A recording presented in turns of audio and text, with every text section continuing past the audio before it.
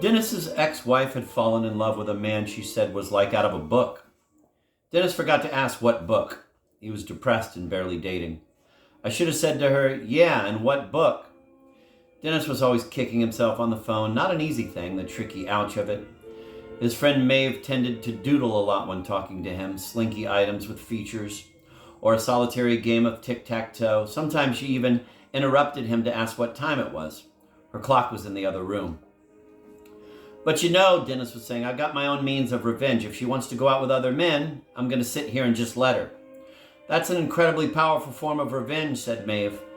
She's not good on the phone. She needed the face, the pattern of eyes, trembling mouth, nose. When she was on the phone, she often had to improvise Dennis's face from a window. The pug nose of the lock, the pained eyes, the lip jut of the sill. Or else she drew another slinky item with features. People talking were meant to look at a face, the disastrous cupcake of it, the hide and seek of the heart dashing across. With a phone, you said words, but you never watched them go in. You saw them off at the airport, but never knew whether there was anyone there to greet them when they got off the plane. They met for dinner at some sort of macrobiotic place because Dennis had recently become obsessed. Before his wife left him, his idea of eating healthy had been to go to McDonald's and order the fillet of fish. But now he had whole books about miso and about tempeh. Mostly, however, he had books about love. He believed in studying his own heart this way. Men were like that, Maeve had noticed. They liked to look in the mirror. For women, mirrors were a chore. Women looked, frowned, got out equipment, and went to work. But for men, mirrors were sex. Men locked gazes with their own reflections, undressed themselves with their eyes, and stared for a shockingly long time. Maeve believed that not being able to see your life clearly, to scrutinize it intelligently, meant that probably you were at the dead center of it, and that couldn't possibly be a bad thing.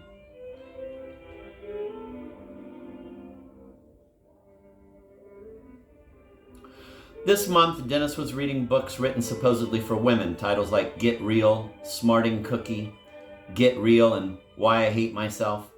Those books are trouble, said Maeve. Too many well-adjusted people will endanger the arts in this country. To say nothing of the professions. She studied Dennis's flipped-over tie, the soft, torn eye of its clipped label. You choose to be healthy, and you leave too many good people behind. But Dennis said he identified that the books were amazing, and he reached into the book bag he now carried with him everywhere and read passages aloud. Here, he said to Maeve, who had brought her own whiskey to the place and was pouring it into a water glass from which she had drunk all the water and left only the ice. She had had to argue with the waitress to get ice. Oh no, here, Dennis said. He had found another passage from Why I Hate Myself and started to read it, loud and with expression, when suddenly he broke into a disconsolate weep, deep and from the belly. Oh God, I'm sorry. Maeve shoved her whiskey glass across the table toward him. Don't worry about it, she murmured. He took a sip, then put the book away. He dug through his book bag and found Kleenex to dab at his nose. I didn't get like this on my own, he said. There are people responsible. Inside his bag, Maeve could see a news magazine with the exasperated headline, Ethiopia. Why are they starving this time?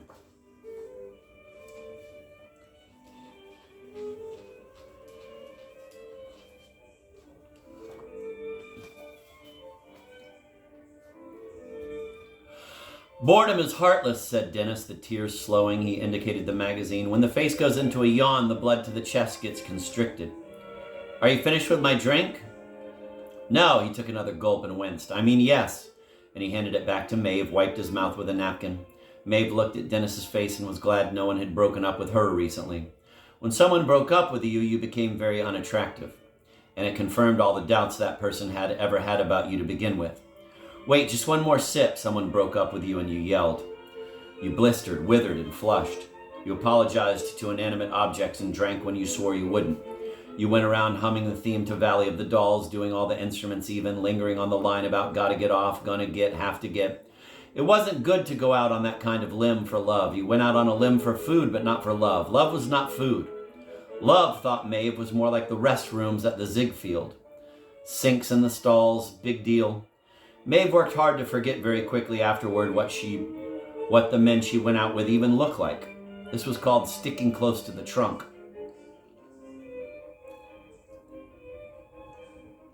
All yours, said Dennis. He was smiling now. The whiskey brought the blood to his face in a nice way. Maeve looked down at her menu. There's no spaghetti and meatballs here. I wanted to order the child's portion of the spaghetti and meatballs. Oh, that reminds me, said Dennis, shaking a finger for emphasis. With his books away and the whiskey in him, he seemed more confident. Did I tell you the guy my wife's seeing is Italian? Milanese, not Brooklyn. What do you suppose that means, her falling in love with an Italian?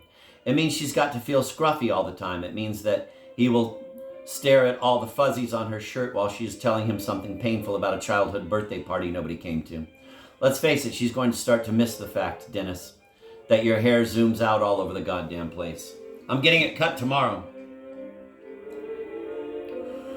Maeve put on her reading glasses. This is not a restaurant. Restaurants serve different things from this. You know, one thing about these books for women, I have to tell you, the whole emphasis on locating and accepting your homosexual side is really very powerful. It frees and expands some other sort of love in you. Maeve looked up at him and smiled. She was drawn to the insane because of their blazing minds. So you've located and accepted? Well, I've realized this. I like boys. And I like girls. He leaned toward her confidentially. I just don't like burls. Dennis reached again for Maeve's whiskey. Of course, I am completely in the wrong town. May I? He leaned his head back and the ice cubes knocked against his teeth. Water beaded up on his chin. So, Maeve, who are you romancing these days? Dennis was beginning to look drunk. His lips were smooth and thick and hung open like a change purse. These days, there were little ways like this of stalling for time. These right here. Right here, these. I've been seeing Mitch again, a little. Dennis dropped his forehead into his palm, which had somehow flown up from the table, so that the two met midair in an unsightly smack. Mitch. Maeve, he's such a womanizer. So, I needed to be womanized. I was losing my sheen. You know what you do? You get all your boyfriends on sale. It's called bargain debasement. Immolation by desire.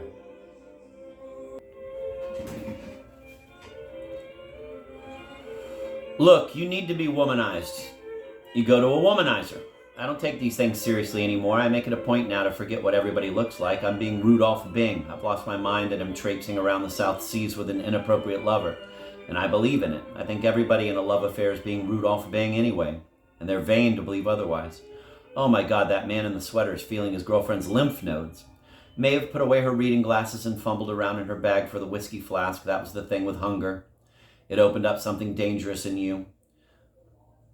Something endless like a universe or a cliff. I'm sorry, Rudolph Bing is on my mind. He's really been on my mind. I feel like we're all almost like him. Almost like Bing in love, said Dennis. What a day this has been. What a rare mood I'm in.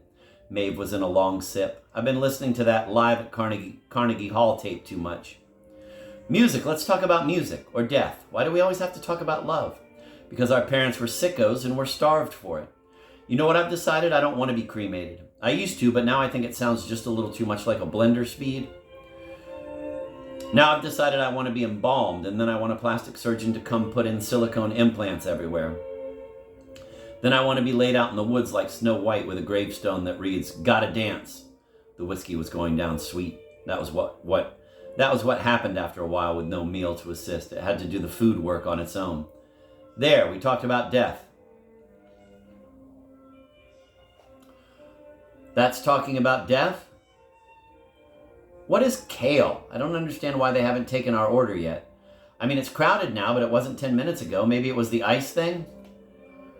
You know what else my wife says about this Italian? She says he goes around singing the same song to himself. You know what it is?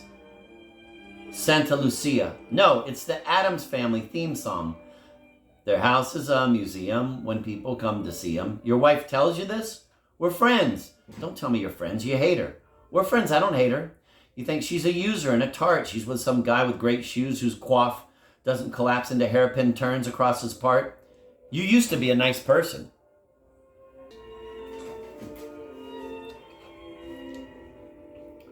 I never was a nice person. I'm still a nice person.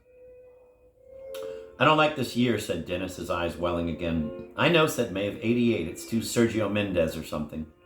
You know, it's okay not to be a nice person. I need your permission? Thank you. This was what Dennis had been doing lately, granting everyone permission to feel the way they were going to feel regardless. It was the books. Dennis's relationship to his own feelings had become tender, curatorial, dismantling, entomological. Maeve couldn't be like that. She treated her emotional life the way she treated her car. She let it go, let it tough it out. To friends, she said things like, I know you're thinking this looks like a 79, but it's really an 87. She finally didn't care to understand all that much about her emotional life. She just went ahead and did it. The point, she thought, was to attend the meager theater of it quietly and not stand up in the middle and shout, oh my God, you can see the crew backstage. There was a point at which the study of something became a frightening and naive thing. But Dennis, really, why do you think so much about love? Of someone loving you or not loving you? That is all you read about, all you talk about. Put the starving people of the world together in a room and what you get is a lot of conversation about roast beef. They should be talking about the Napoleonic Code. At the mention of roast beef, Maeve's face lit up, greenish, fluorescent. She looked past Dennis and saw the waitress coming toward their table at last. She was moving slowly, meanly, scowling. There was a large paper doily stuck to her shoe. I mean, Dennis was saying, looking pointedly at Maeve, but Maeve was watching the waitress approach. Oh, life, oh, sweet, forgiven for the ice. He grabbed Maeve's wrist. There was always an emergency. And then there was love. And then there was another emergency. That was the sandwiching of it. Emergency, love, emergency. I mean, it's not as if you've been dozing off, Dennis was saying, his voice reaching her now, high and watery. I mean, correct me if I'm wrong, he said, but I don't think I've been having this conversation alone. He tightened his grip. I mean, have I?